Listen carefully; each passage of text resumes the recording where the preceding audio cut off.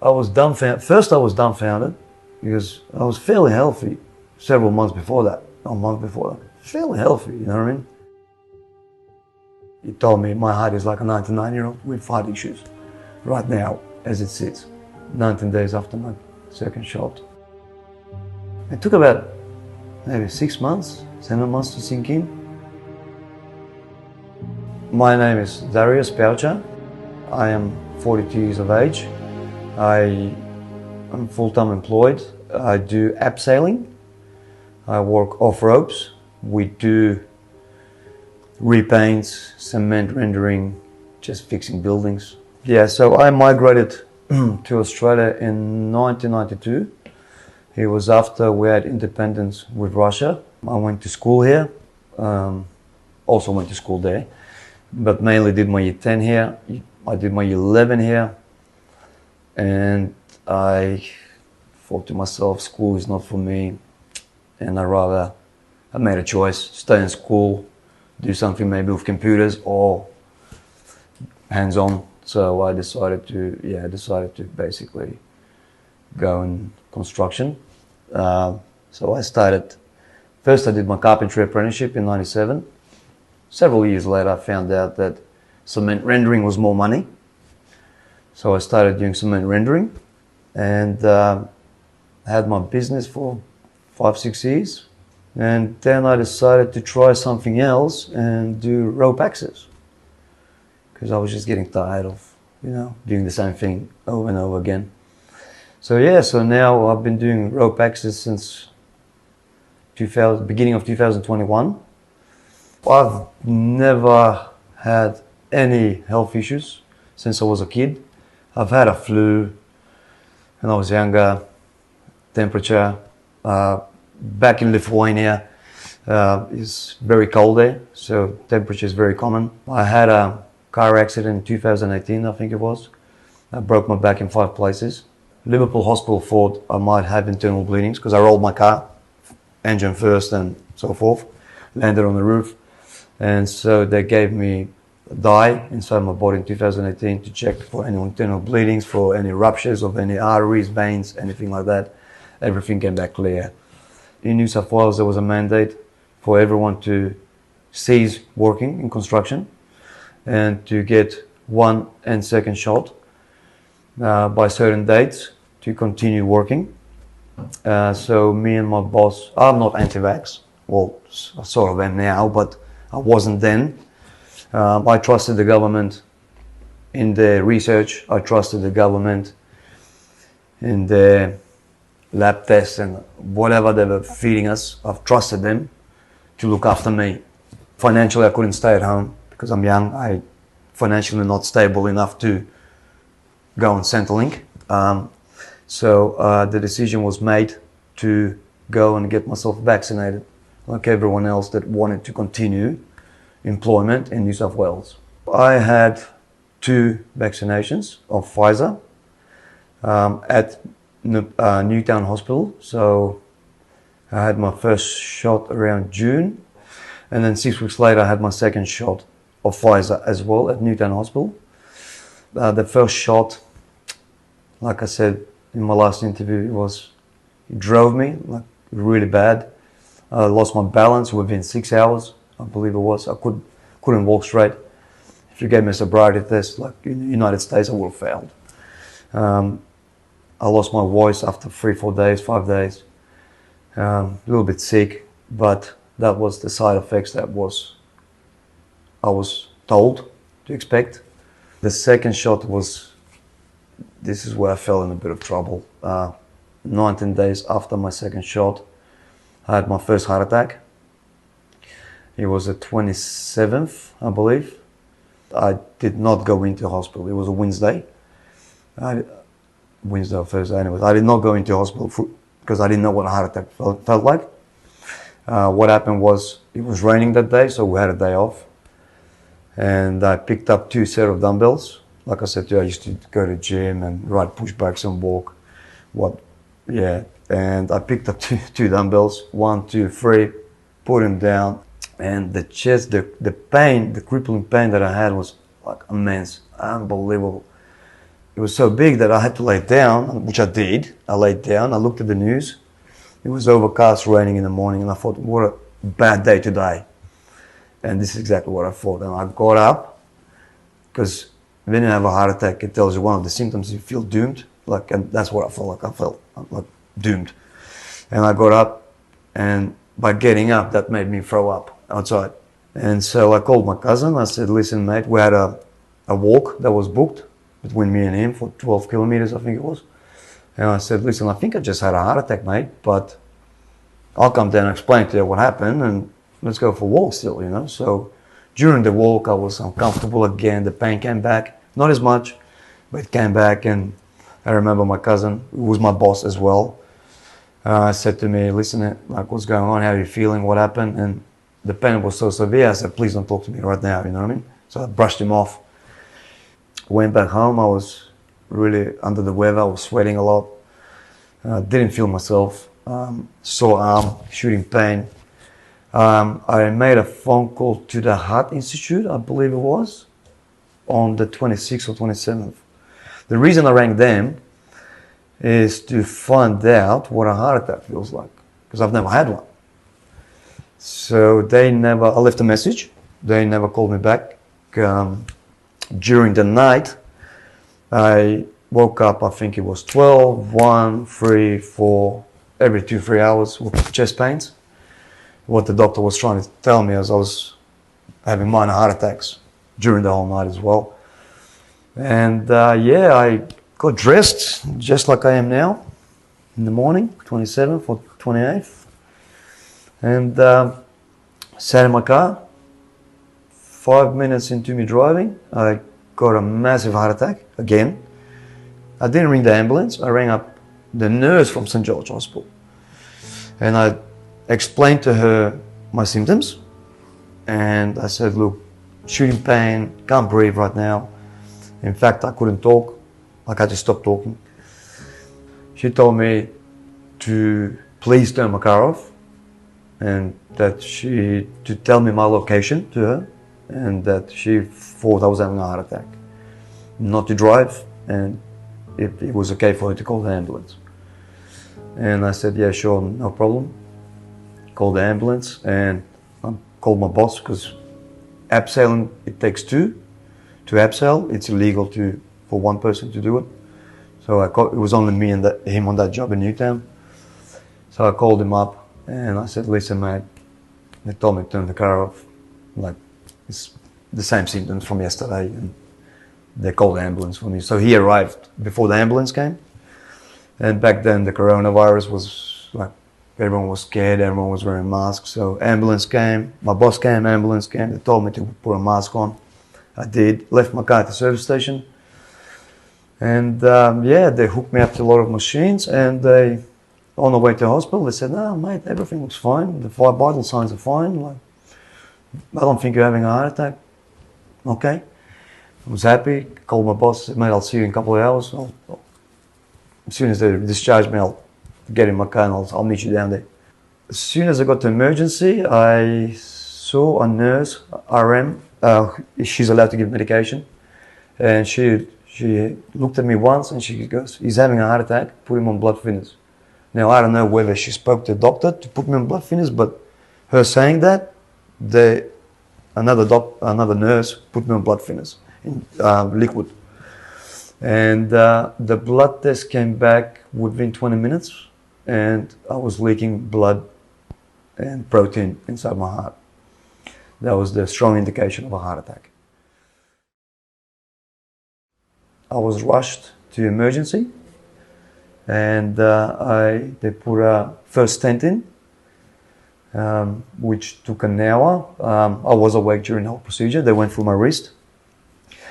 How it goes is you talk to them, they don't put you under, they give you stuff so you don't feel all the stents going in through your veins, through your arteries.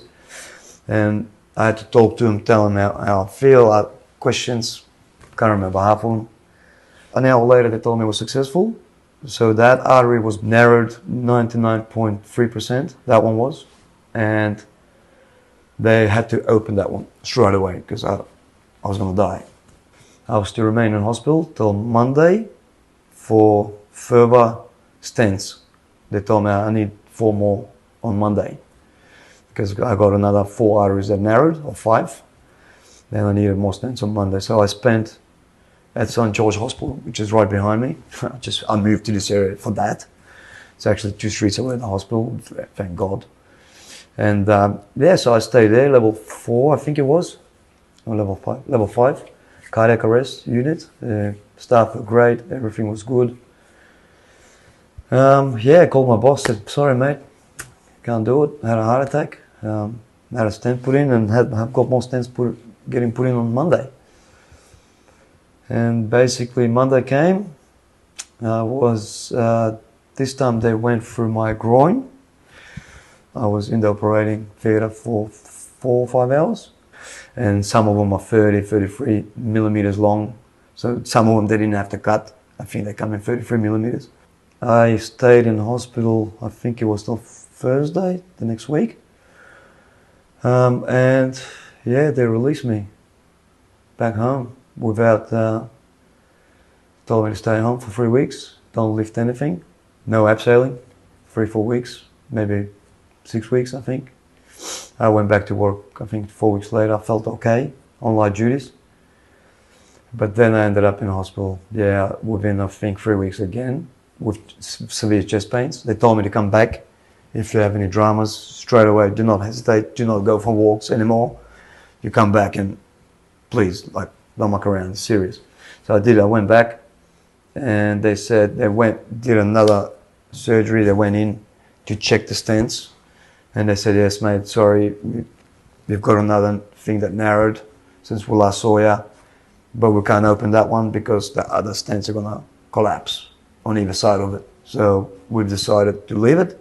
You're going to have to learn to cope, to live with the pain. The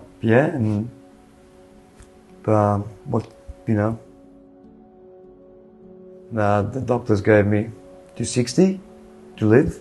They said 80. They were having a conversation about someone else. They said 80, and then I said, yeah, me. They said, no, not you, mate. And I said 70. They said, no. He's shaking his head. I said 60.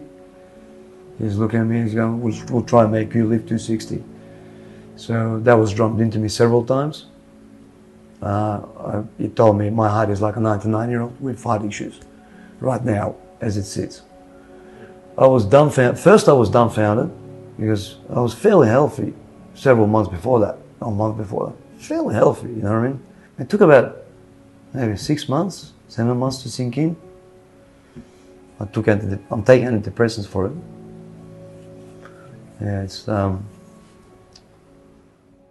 my mum, she's got a dog and a cat, and when I first got the injury, I stayed at her house for several weeks so she could look after me. And the animals sort of, because they don't know you're in pain, right? So they come on you, they play with you. They don't know that you're sick, so they don't give you time to think about that you're sick. You do feel it, but not as much. So what I did, I've noticed that. So I've noticed when I've come home after her joint, I had more time to think about my pain. I had more time to think about more problems. So what I did, I ended up buying myself animals as well, 2 cats. And it's been it's amazing. They sleep above my window, above my bed.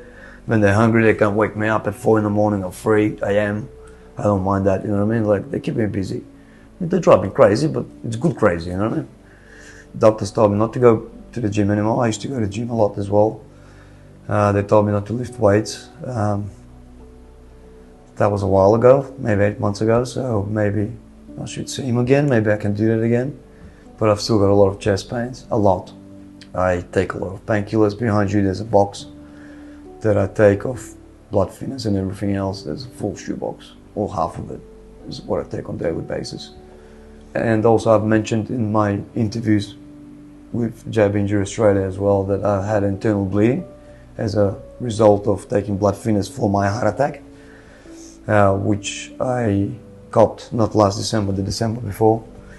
I drove a vehicle to my daughter as a present and did not make it there. I spewed up blood on the 1st of December when I went to work. And I said to my boss, who was my mate as well, I said, listen, I need to get off the ropes because I'm throwing up blood. And then I rang my mum. I said, look, Mum, I'm going to Melbourne this afternoon after work, but I've got a feeling I'm bleeding internally because I had mad pains everywhere. It wasn't heart pains, it was like stomach there, it was like sharp knife pains. And I actually predicted what was happening to me. And by the time we hit near the border, I was standing upright and I was falling. That's how much blood I lost. I was falling backwards. No putting my arms behind me. I did not know. I was falling. My head was spinning, and he drove me to hospital, and I was probably an hour away from dying then. Internal bleeding. I had 5 blood transfusions to save my life. 5 of them. My heart surgeon was really good. He's had a lot of experience. So he's looked at my case and he's going, mate, listen, it's too much of coincidence. We've informed the database of Pfizer, like we had to inform him by law that this is that's what's happened to you 19 days after. From that perspective, he's really good. My local GP, he's really good too. So the doctors I've chose to see, they're fairly good, you know what I mean? If I find a doctor that has no time for me, I didn't have a problem like before my heart attack, and I don't expect them to father me or mother me, but I'm sick right now, and if you don't listen to me, to my problems, I'm not going to come to you, you know what I mean? I've got all the paperwork stating, yes, it happened from, more than likely it happened from that, nothing else. I had never in my life have I complained about chest pains, ever. Never in my life did I say I'm short of breath. I had pins and needles in my left arm, never. So with so many arteries that are narrowed and damaged up to that point, to me having heart attacks, there would have been symptoms, but I had none. And so I'm sort of glad that who I see now is everyone's on the same page. The only thing I don't like, someone from the government said to me, if you spent 24 hours in hospital, you are liable for some sort of compensation, loss of wages or something, 1 day in hospital. If you admit it, due to Pfizer, well, due to any vaccine. I said, okay, fair enough. I've spent over 30 days in hospital. So when I've sent all my paperwork off to Canberra, I weighed the paper because I sent in private mail, and it was 975 grams of paperwork, my bank statements, and all my discharge letters, all my everything, including the doctors, my heart surgeons, paperwork stating, yes, this had more than likely this happened.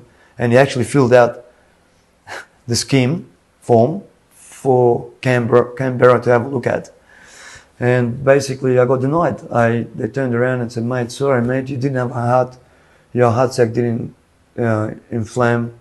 I'm so sorry, we don't cover you for that. Like, you're not covered for that.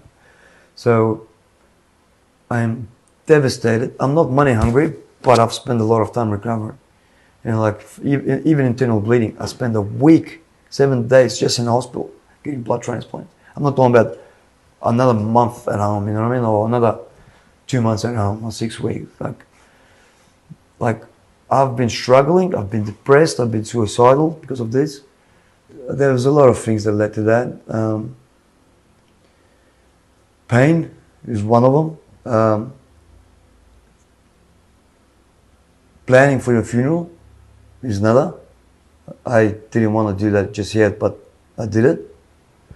I also, for a while there, I was paying funeral insurance, but I thought to myself, why am I paying that? Like, there's no point. I'm just gonna give $8,000, bury me. You know what I mean? Not more. I don't know how much it costs now. But that financial difficulty, the fact that they gave me maximum to 60 to live, pain every day, the fact that I got rejected again and again and again by Canberra, after they told me to go and get something, I trusted the government. Again, the trust. They broke my trust. And if it wasn't for the antidepressants and for my kids and the doctors that, because I was awake during the whole procedure, so that's another thing that sort of said, now better not do this, because I spent 5 hours of nearly 6 hours awake while those doctors were trying to save my life. So it would be very selfish just to switch myself off, you know what I mean? Like, absolutely not. But mate, I've come very close, like, you don't understand how close I am. Like, I still get my days, you know, depressed days and stuff, but I'm much better. All my family is overseas. I do have my kids here. I got my mum here in Australia.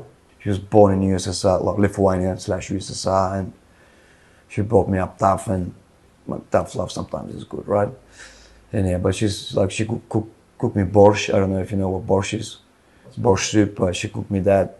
Like, it's ready to get picked up. She cooks me full freezer of it. I bring him here, put him in the freezer, I don't have to cook. It's really healthy. So she's been a great help since I had my problems.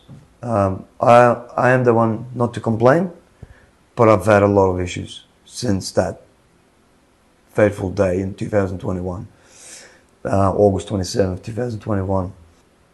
I sort of,